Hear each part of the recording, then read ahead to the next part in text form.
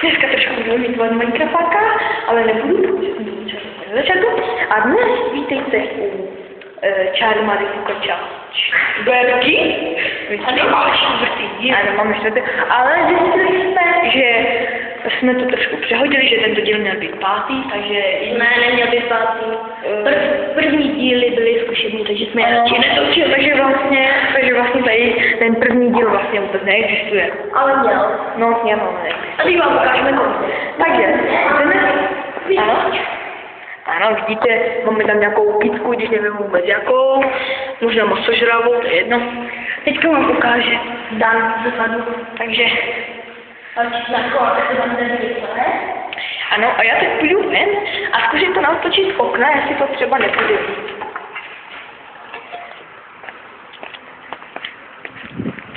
No.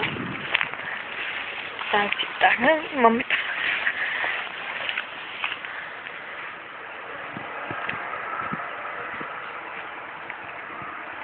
Nevím, jsem půjde vidět, ale no. Ano, takže Čáry Mary. A vidíte, je napravo, trošku se pohnu. Takže odlevitovali. A teď půjdu zase na zpátky, aby to bylo trošku lepší. Takže vidíte, jsme parádní kouzelníci. A teď tohle bude vidět trošku další.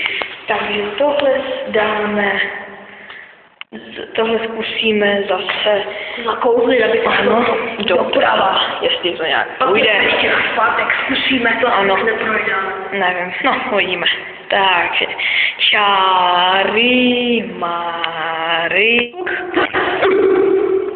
Je, můžeme vidět, že si nám to trošku tohleto. Tady straší. Já jsem ji neudělal. Ale nebudem hledat, zmizlo to. Ano, bohužel, jsme bez květináče. Takže nakonec uvidíme se opět.